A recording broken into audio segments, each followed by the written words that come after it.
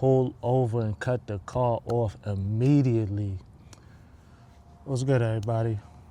I was asked to do this video about things that I think that people who are not, car savvy, or people that might, just be the type to put gas in the car and drive, what I thought that they should keep with them in their car, at all times. So here's my list. Now, first and foremost, you never know when you might come across an emergency situation. It could be nighttime or anything else like that. Obviously, if it's nighttime, that's bad news. That's a bad situation. So my first order on the list is a flashlight. I say to always keep one on you.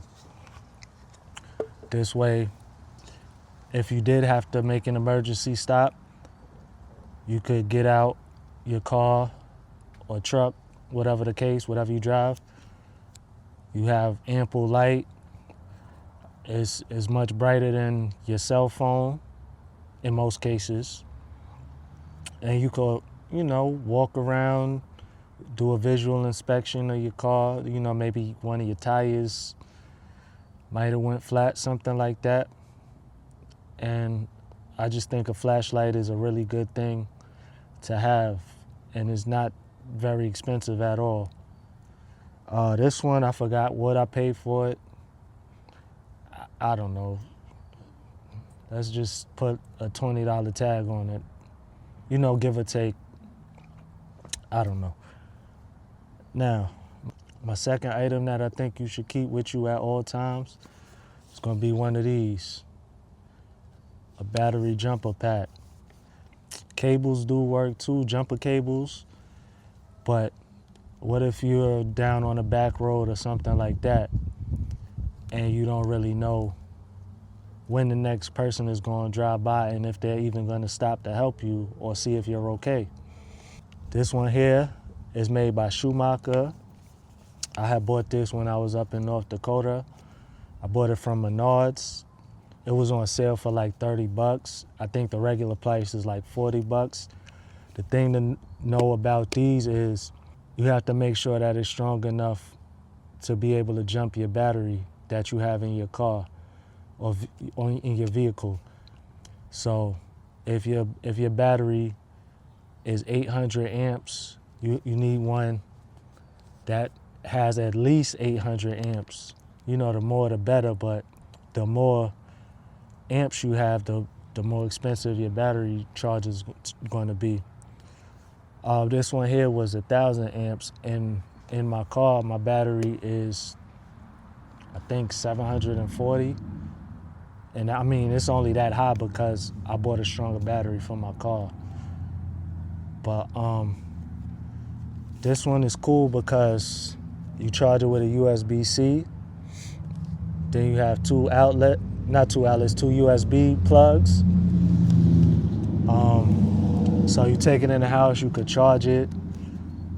This one here, I don't know if y'all can see that, it's on 68% because I just used it to jump my neighbor's pickup truck. On this side is going to be the plugs, that has the cables that you attach to the battery. Those are in my car. I don't feel like going to get them, but just take my word for it. There's a little symbol that say car right there. Now, another useful thing about this, like I said, with the USB ports. Now I got my cable for my phone. Go ahead, plug that in. And now if you see up top, my phone is charging. And then you're gonna have a notification that you're using one of the USB ports. Very helpful. I don't know if you guys remember when I was working in Georgia, doing those contract jobs, those little quick weekend type of deals, but this was clutch. This way I didn't have to actually keep my car running the whole time to get some charge on my cell phone. So yeah, it's very useful, very helpful. Now, next order of business is gonna be at least a jug of motor oil. Oh damn, elevator, look at that label. That bottle look old as hell. It is old as hell. But so what? Listen to what I'm saying. You never know if you don't regularly check or have somebody regularly check for you how low your motor oil actually is.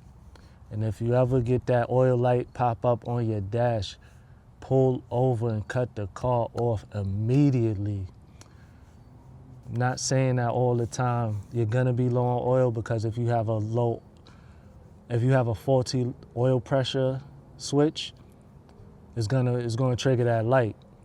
But if the switch is not faulty and you're really that low on oil, yes, it's not gonna be good. Now, I hope everybody at least knows how to pull their dipstick and check their oil level. You know, I could have keep a rag or two with you, but I'm pretty sure like more than 75% of people at least keep napkins in their car, which works fine too. But even if your oil dipstick is showing that it's very low, at least at the very minimum, add a bottle of motor oil, a quart like that one, and you know that'll give you a peace of mind till you could, if you're not too far from home, make it home, or at least to an auto parts store to where somebody could actually help you in further detail. Now, the last thing I would say to keep with you in your car at all times, it's gonna be one of these. This is a tire pressure checker. I don't know the name, but check your tire pressure. You put this on your valve stem if you feel or suspect that one of your tires is kind of low on air. By us being not too car savvy, you know, you never know. But a general rule of thumb is that if your car feels planted on the road, and then all of a sudden, you know, maybe one day or whatever, your car starts feeling like floaty, not all around, but maybe one part of the car feel floaty when you hit a bump on a certain corner of the car or something like that, chances are you got low tire pressure. Now, this is very cheap. This maybe cost you $1 or $2. AutoZone, Walmart, you know, you get these anywhere for cheap. I think they're very clutch, because if you ride around on a tire that's too low, you're gonna weaken your sidewall, and where you could have maybe just been adding air every so often, if you do know you have a leak in that tire or a nail or something, now you're gonna have to fork out the money to get a replacement tire. So yeah, I also forgot to mention with your battery chargers, your battery jump packs, some of these actually come, like the higher end ones, they come with a tire inflator like built into it. You know, that's, I don't want to say it out of my budget, but nah. But if you're not car savvy, I think it's a good investment. They sell them all over Amazon and stuff like that. You just look for a booster pack, tire inflator.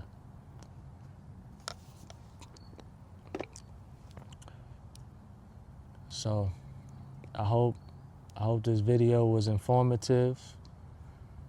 I hope these few things will give you at least a peace of mind if, God forbid, say you're out somewhere and maybe not in such a good area, or even in an area where there's people in general.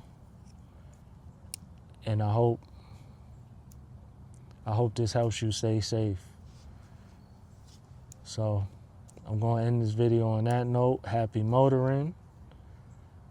And yes, please just be safe out there. Catch you guys in the next one. Peace out.